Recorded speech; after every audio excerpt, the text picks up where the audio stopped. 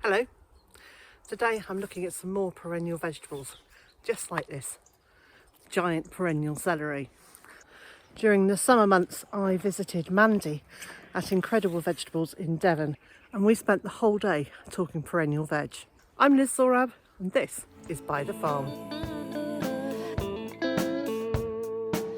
Today I am in Devon.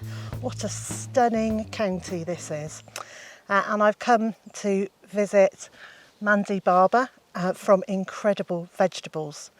And I've talked about your company, your business so many times. Mandy propagates and sells perennial vegetables, probably my favourite thing to grow. So what brought you to the point where you're growing perennial veg for a living? Yeah, it's a kind of long and winding road that started off in the art world and ended up in the perennial vegetable world. So I was originally an artist, and then I started off sort of growing my own at home. As I've always done all things organically, but a conventional, annual garden, that kind of thing. And then about 12 years ago, I was really lucky to buy a share in a piece of land, which of course, when you've got space, you've got the joy of experimentation and the space to explore things that you might not have in a smaller space. So, I think that I just had a sort of light bulb moment. I think it was like, I blame it all on the perennial 9-star broccoli, which started the whole thing off. Because I came across, this was about probably 12, 13 years ago, I came across, the perennial 9-star broccoli, and I thought, what a fabulous thing that you could grow this broccoli, cut it back, and then for 5 years you could harvest the florets. Saying, oh, that is amazing. And then so I kind of experimented with that, had really good results, and then it just kind of opened up this whole world of perennial edible plants that once you discover one, you go on to the next 5, and then you realise and there's another 100, and then you kind of join in with all the other enthusiasts. And you realise that there's actually tens of thousands of edible plants. So Incredible Vegetables is all about growing and being able to offer hard to find perennial vegetable seeds and perennial vegetable plants mainly to home gardeners. My dream is to be able to have like a continuous supply of plants to send out to people. But in reality, we kind of produce small batches of seeds, small batches of plants, and they go out, as and when they're ready. So it's been a bit tricky to kind of scale up so we can offer more. So I think sometimes small is beautiful, and we also take time for propagation and researching new varieties and all of that work that goes into what into what we offer. So we have periods where the website is closed and we don't have any plants at that moment, but behind the scenes, we're propagating more. But I think in the long term, it's my dream to be able to have a range of plants that are available, all year round. But then sometimes, we might take a break over the summer to catch up on jobs and propagate and sometimes have a rest as well.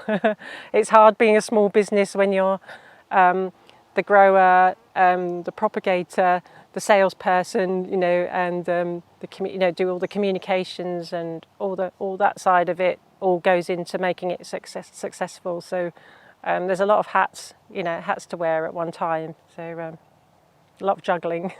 The thing that brought me to the whole perennial veg extravaganza was my first love was always the brassica, like the perennial brassicas. So the perennial kales and collards, they're just amazing. I mean, they're super plants, and they just give so much, and I just like the size and their statuesque nature, and the fact that you can propagate endlessly from them, and their fascinating history and all of that. So I think the perennial kales are definitely up there on my favourite list of plants that are close to my heart. Yeah. So to propagate, it's so easy. You can, from your mother plant, you can find a nice healthy stem that's got good growth on it, and cut off a stem. I kind of do them quite short, probably like 3 or 4 inches or so, and then remove the larger leaves. So you've just got 2 or 3 growing tips on the stem. Put these cuttings in this pot about 2 or maybe 3 weeks ago. I'm not sure. Let's have a look. So they haven't produced any roots coming out of the bottom yet, but it won't be very long. Now they don't need a lot of fuss. You can take the cuttings and you can put them outside. In fact, keeping them in a cool, sheltered spot is probably better than putting them in heat. They will really struggle if it gets too hot. So put your cuttings in a cool place. Don't forget to water them, and in a few weeks' time you'll have new plants. And then you can separate them out, pop them on individually, and then when they're a good size, transplant them out into the garden. In terms of eating, that's a really hard one to answer. Like, I get asked this question a lot, like what's your favourite? And I think in terms of excitement, it's like when you get something new that you haven't grown before, and then it's just like this absolute wonderment in seeing how something grows, and also how it propagates itself, or how you can take a cutting of something you've never taken a cutting of before, like the nettles, the stingless nettles that I'm growing.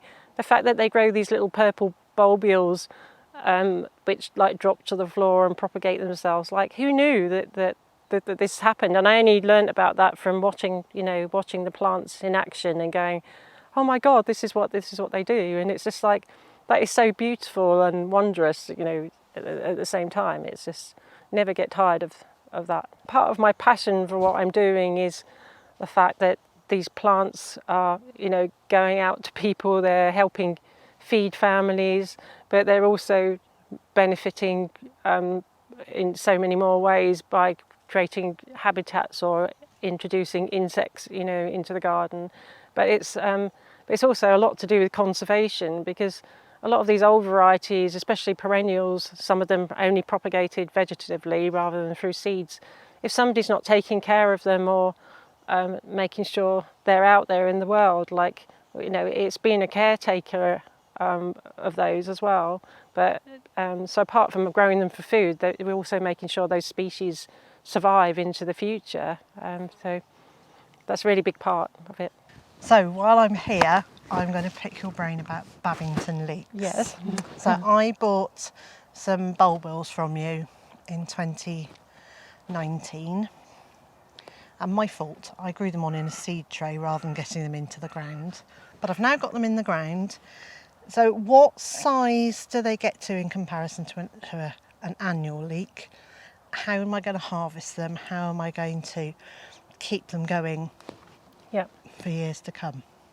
Okay. Well, I'm like a massive fan of Babbington leeks and perennial leeks in general. So again, when you start them off from bulbules, in their first year, they make a really, really tiny, almost like a sort of blade of grass, size leek.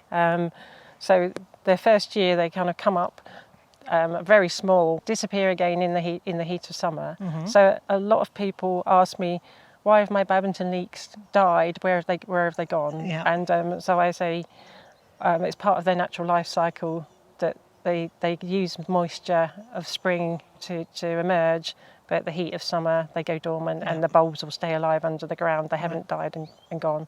And then with the moisture of autumn again, that's when they'll start showing their heads. So for the first year or two, they'll make very slender small leeks. Yeah.